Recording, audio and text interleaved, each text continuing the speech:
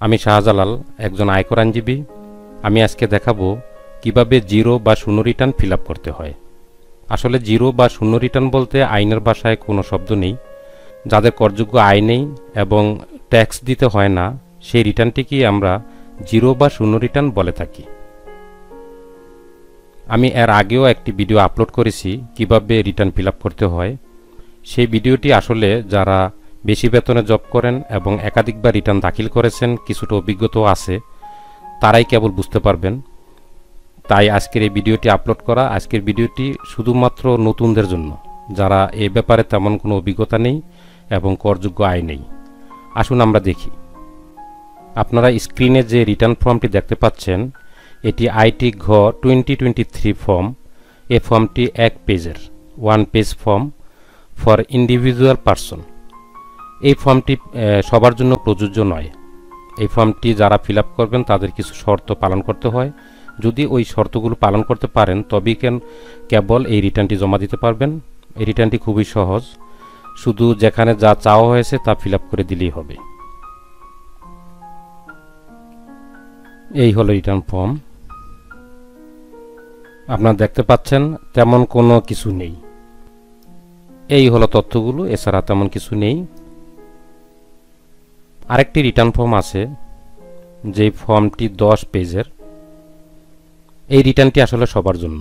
এই রিটার্নটি আইটি 11 গ 2023। এই রিটার্নটি সবাই ফিল আপ করতে পারবেন, কোনো বাধ্যবাধকতা নেই, কোনো শর্ত নেই। আমরা আজকে এই রিটার্নটি কিভাবে ফিল আপ করতে হয় তাই দেখাবো। এই দেখুন 10 পেজ। এই রিটার্নটি কিভাবে ফিল আপ করবেন আমি এক্সেল শিটে দেখাবো। আসুন দেখে নিই।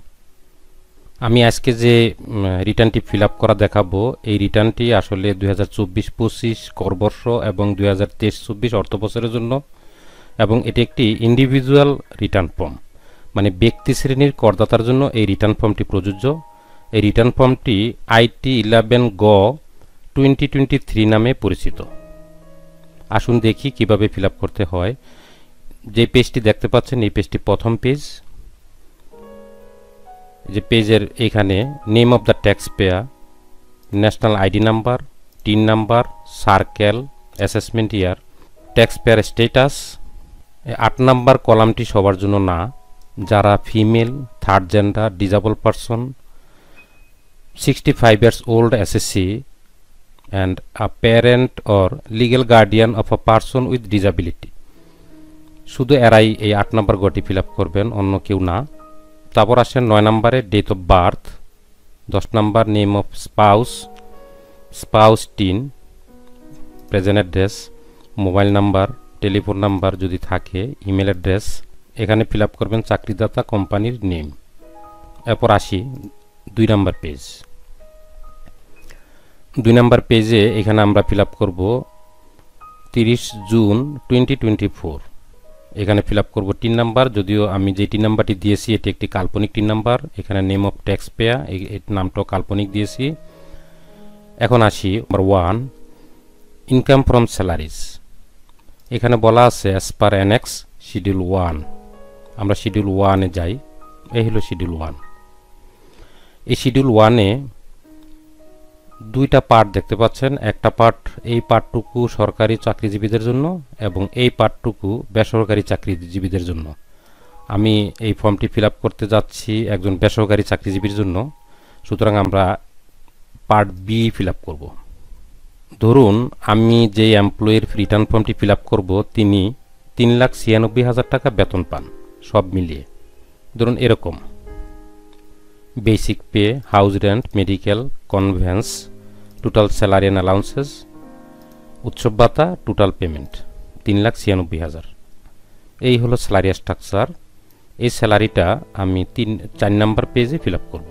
আসি 4 নম্বর পেজে কীভাবে ফিল আপ করবো। বেসিক পেটা আমি এটা ফিল আপ করবো 2,16,000 বেসিক পে, এখানে 2,16,000 ইয়ারলি বেসিক পে। তারপর বাকি যেই ফিগারটুকু আছে, বাকি ফিগারটুকু মিলে হয় 1,80,000। আমি 1,80,000 ফিল আপ করবো অ্যালাউন্সেস হিসাবে, তাহলে 3,96,000 হইল। এখন এখানে বলা আছে 14 নম্বরে এক্সামটেড, মানে যেই স্যালারিটি আপনি পান সব স্যালারিটাই ট্যাক্সেবল না। এর ভিতর টোটাল স্যালারির 3/1 অথবা 4,50,000 এর ভিতর যেটা ছোট সেটার উপর কোনো ট্যাক্স দিতে হবে না, মানে ট্যাক্স ফ্রি। তো 3,96,000-এর 3/1 হলো 1,32,000। তাহলে আপনার ট্যাক্সেবল ইনকাম 2,64,000। এখন আমরা 2 নম্বর পেজে যাই, তাহলে শুধু ট্যাক্সেবল ইনকামটুকু এখানে আসবে 2,64,000।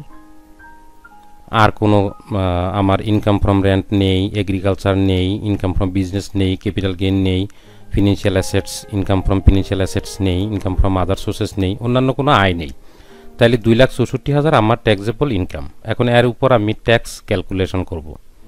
জেনারেল ট্যাক্স পেয়ারের জন্য ট্যাক্স ফ্রি ইনকাম থ্রেশহোল্ড হইল 3,50,000, মানে 3,50,000 টাকার উপরে যাদের ইনকাম তাদেরই কেবল ট্যাক্স দিতে হবে। তো যেহেতু এখানে ইনকাম 2,64,000, তাহলে এই ব্যক্তির কোনো ট্যাক্স দিতে হবে না। তা gross tax on taxable income, tax rebate, যার ট্যাক্স হবে না তার ট্যাক্স রিবেটও হবে না।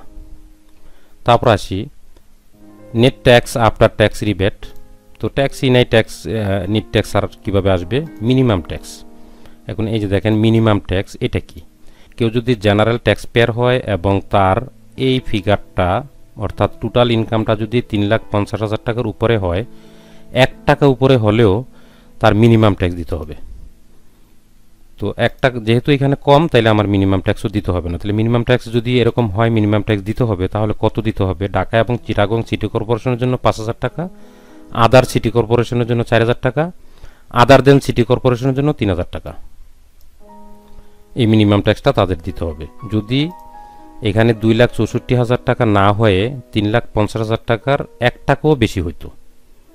আবার যদি অনেক বেশি হয় তখন তো স্ল্যাব অনুসারে ট্যাক্স দিতে হবে।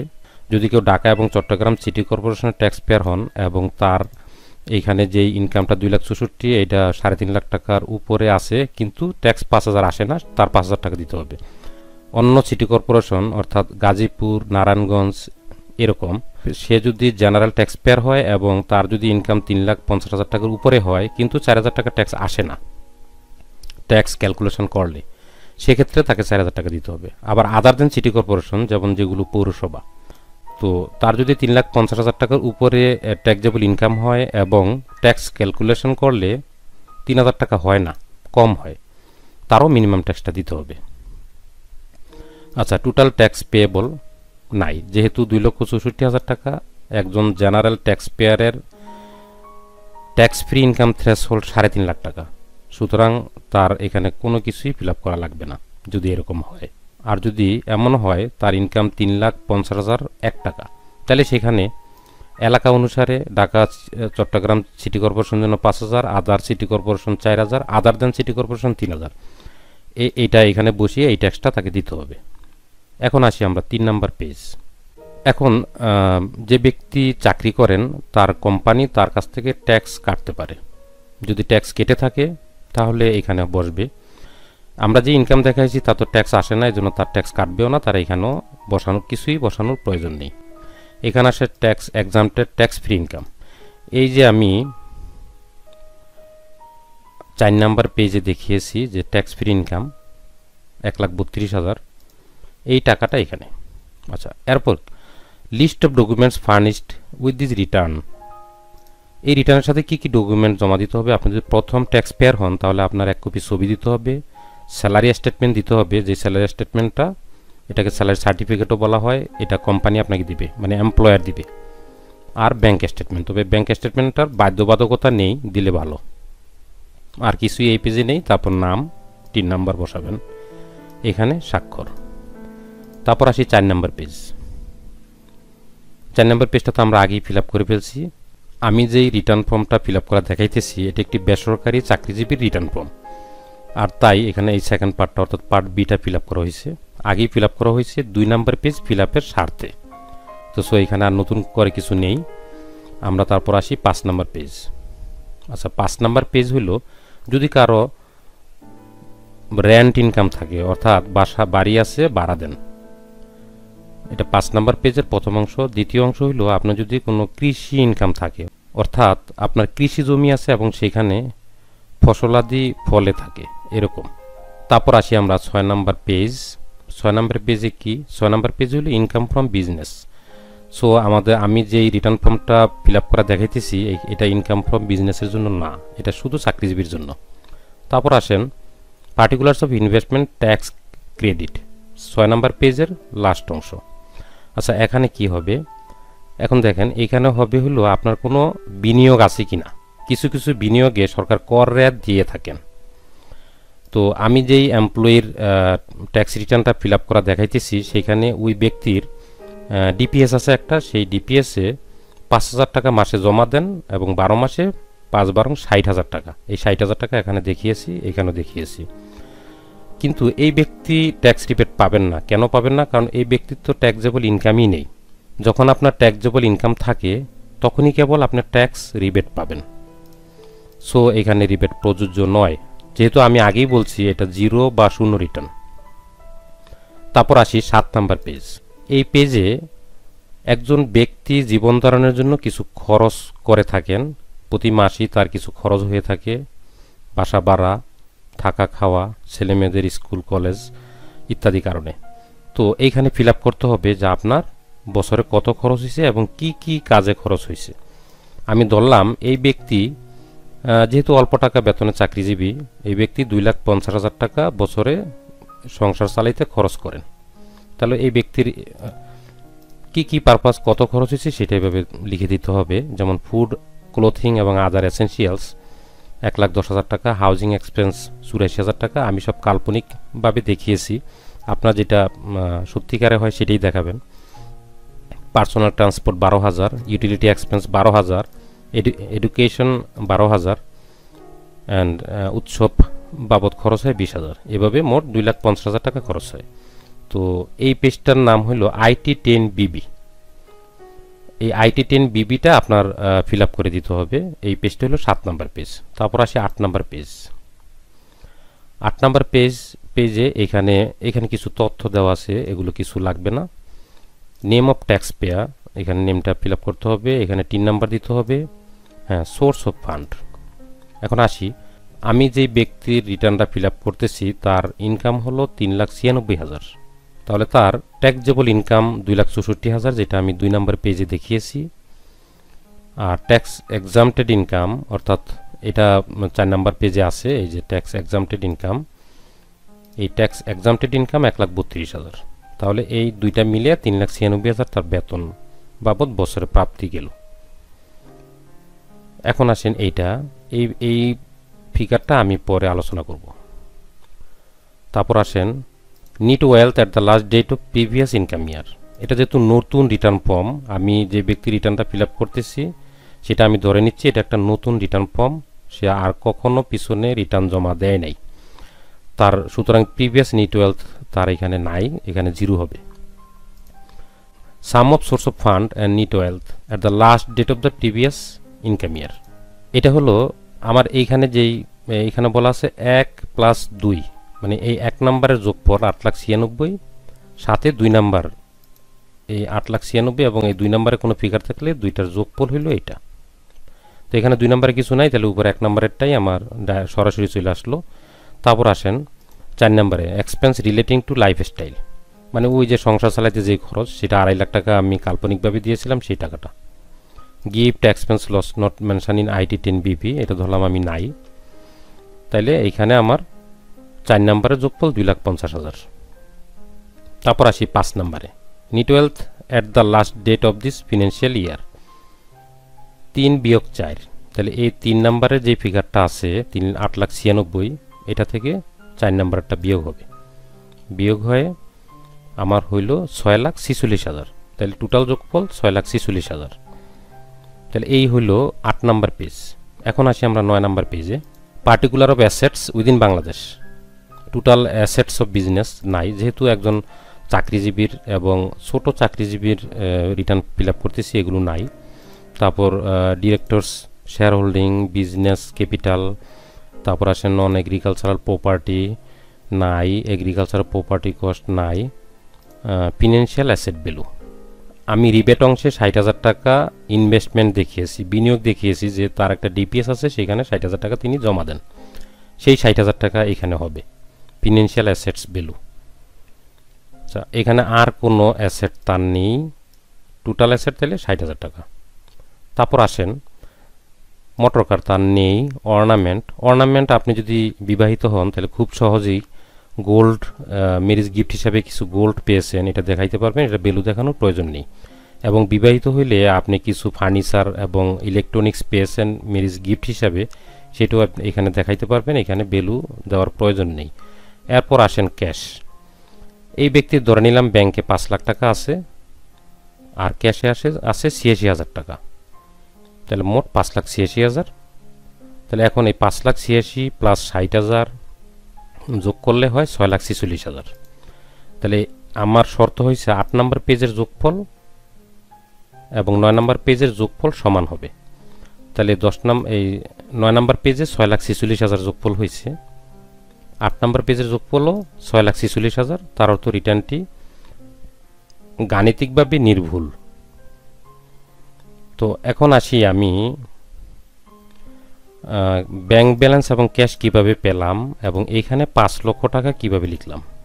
আপনি যদি পিছনে কখনো রিটার্ন জমা না দিয়ে থাকেন তাহলে আপনি এইখানে কিছু টাকা দেখাইতে পারবেন। সেটা কীরকম?